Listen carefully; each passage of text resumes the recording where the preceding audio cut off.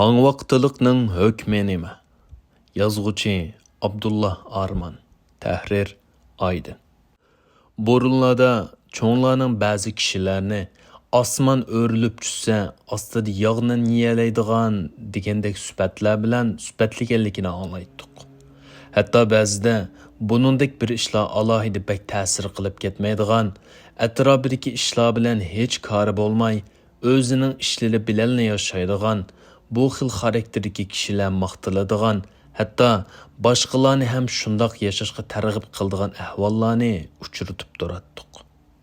Bu targ'ibotlar jumlasidan biri bo'lsa, o'zingni bil, o'zgini qo'y ideyasi bo'lib, bu qarmoqqa intayin yaxshi ishdek tursimi, dinimiz islomning qimmat qarashlariga tubdan zid keladigan maqul tamsil bo'lib, buning aksicha dinimizning ta'limoti bo'lsa, bir kishilik musulmon bo'lib yashashdan qat'iy cheklaydi.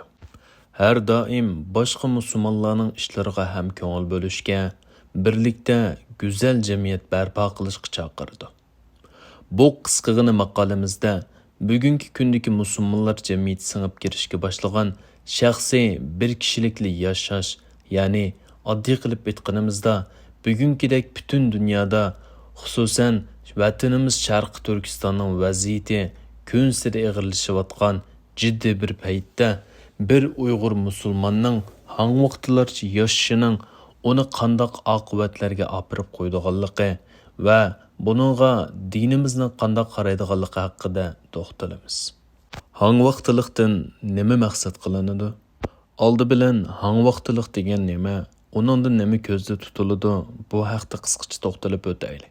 Hangvaqtliq so'z ma'nosi jihatdan beparvo, beg'am, parvosiz degandek ma'nolarni o'z ichiga olgan bo'lib, ya'ni Uyg'ur tili iste'molida nima qilishini, nimaning muhim, nimaning ahamiyatsiz ishlar ekanligini bilmaydigan, atrofidagi yuz berayotgan ishlar xiyoliga kirib chiqmay, hangvaqib yuradigan beparvo, hamoqat kishilarni hangvaqti deb ataydi.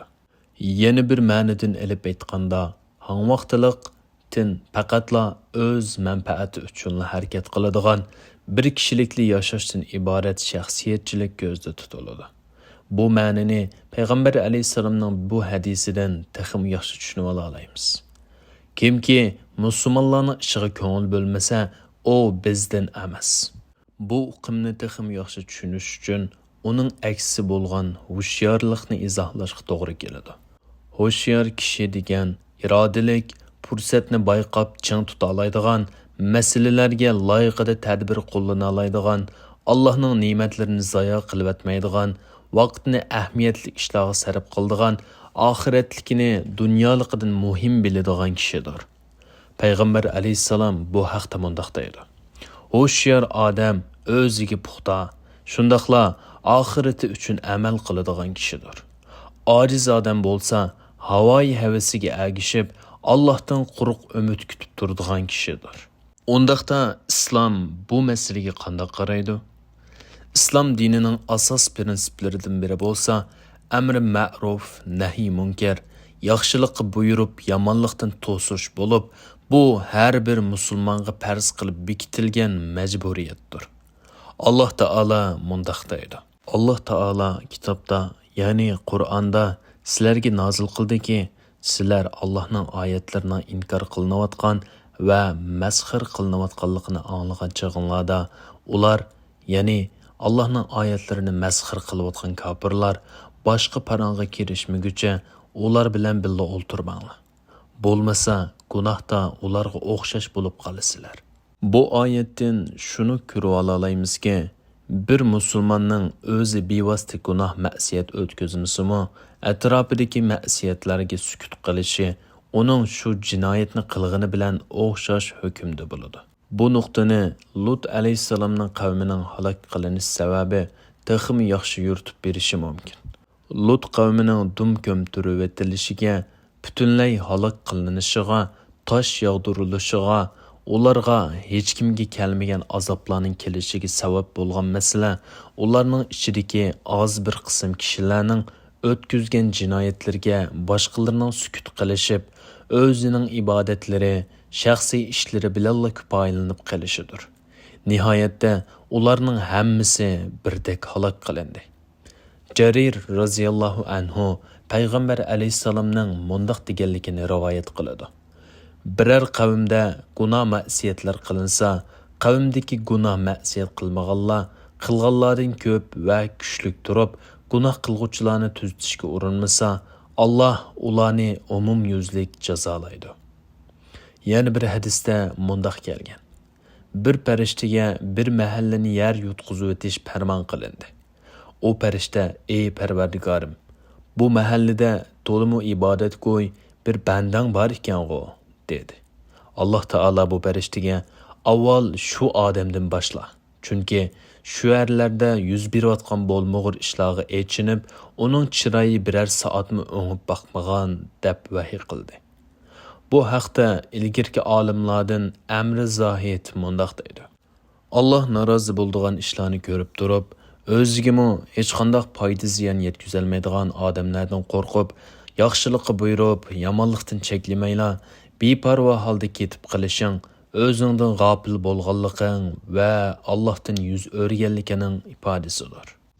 Biz yuqorqi oyat va hadislardan musulmonlarning bu qisqa hayotini, cheklik umrini, qimmatli vaqtlarini hangvaqtlarcha o'tkazishning qat'iy cheklanadiganligi, hatto ig'ir jinoyat hisoblanadiganligini bilib yetalaymiz.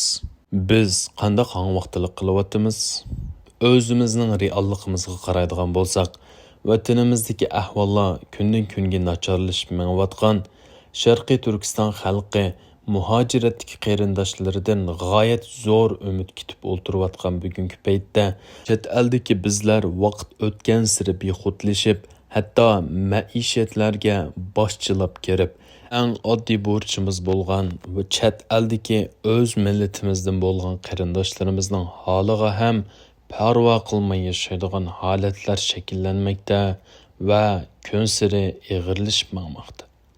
Hushyor kishilarning soni ko'payish u yoqda tursin, hangvaqtlar karvoniga qo'shildiganlarning soni ko'payib, asli shunchalik iqtidorli, hushyor, sapoliq kishilar o'zlariga ish beshidagilarning yaxshi emasligi, fursat yo'qligi va yoki vaqt sharoit berilmaganligi va yoki qandaqdir bahonalarni tepib bo'layotgan irqiy qirg'inchilik va qatliamga qaramasdan beg'amlarcha hayot kechirmoqda.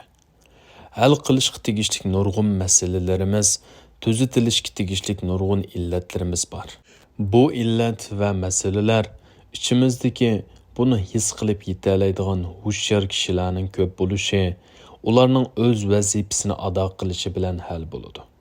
Qoqshab qo'yish yoki o'zini qochirish bo'lsa, vaziyatni texmi nacharlashtirib, Allohning nusratini kechiktirib o'tadi va millatning ahvolini texmi ig'irlashtirib o'tadi. Hasan Basri rahimahulloh mundoq deydi. Alloh bir qavmga yaxshilikni iroda qilsa, ularga ig'ir besiq, mehribon kishilarni bosh qiladi. Navoda bir qavmga yomonlikni iroda qilsa, hamoqat odamlarni ularga bosh qilib qo'yadi. Ularning iqtisodini bexil odamlarning qo'liga tutqizadi. Ya'ni bir jamoatga Allohning yordami har xil shaklda tushadigan bo'lib, uning jumlasidan yo'l boshlovchilarining qobil va mehribon kishilarning bo'lishi ham bu yordamlardan biridir. Bir millat bo'lish sifatimiz bilan hamma birlikda qancha hushyor bo'lsak, Alloh bizga mukofot sifatida qobil qo'mondan, farosatli yetakchilarni ko'plab chiqarib beradi. Aksicha bo'lsa, hamma odam o'zi tuzukroq harakat qilmay, ish beshidagilarni ayiblash, bo'layotgan ishlarni baholash bilanla ulug' gaplarni ko'p qilib, qil tavratmaganda, gapdonlik bilan o'zining hamoqatligiga ko'ngilda paydo bo'layotgan cho'qonlarni tindirishga tirishadi va bu vaqtning o'tishiga ergishib, haqiqiy hamoqatga aylanib qoladi. Shundoq, mutaxassislar ham doim ta'kidlayotgandek, bugun biz Sharq Turkistonliklarga nurg'un fursatlar kelyapti. Ham atrofimizda xeyli ko'p, ammo bu fursatlardan millat shaklida yaxshi foydalanish uchun 1, 2 yoki 3, 4 emas, yuzlagan, hatto minglagan o'zining dini, vatani va millati oldidagi vazifasini tunuydigan zerek, Hoşyar va fursatlarni bayqab, uningdan unumlik foydalana oladigan, o'z g'oyalarini ro'yobga chiqarish uchun badal to'lay oladigan qobil kishilarga muhtoj bo'lib turyapmiz.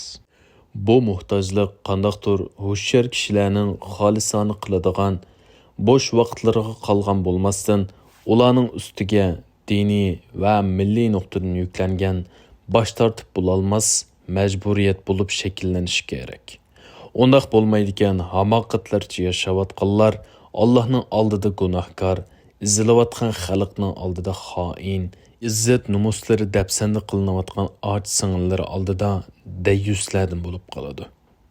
Sharqi Turkiston mustaqillik ko'rishi parvozsizlik bilan oyda yilda 1-2 qatim namoyishlarga qatnashib qo'yish bilan va yoki hafta oxiri dam olish kunlari vataniga bo'lgan sig'inish tufayli o'xsinib qo'yib o'tib ketish bilan elib berildigan yoki elib borg'ili bo'ldigan kurash emas.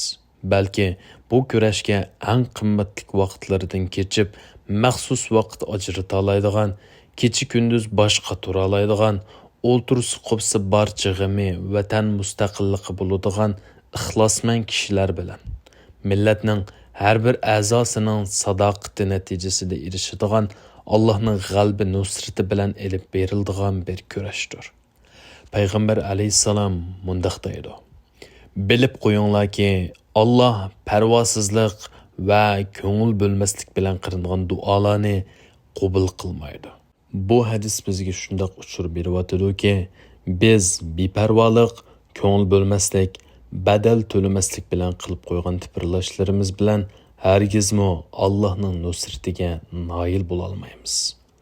Shahona asar Qutatqu bilikda mundaq bir beyt kelgan: Hoşyarlik, o'yg'oqlik bilan al yashar. Buning birla davlat uzun chog' to'rar. Oxirda Alloh taoladan bizning oramizdan o'zining nusratiga nail bo'lish sifatlarini hozirlagan ixlosmand va hoşyar kishilarni, qobil yo'lboshchilarni, dini, vatani va millati uchun har qanday badallarni to'lashni yanmaydigan o't yurak yoshlarni ko'plab chiqarib berishini tilaymiz. Shundaqla eng qisqa vaqtda bizga vatanimizni o'z qo'limiz bilan ozod qilish sharafini ato qilishini so'raymiz. Amin.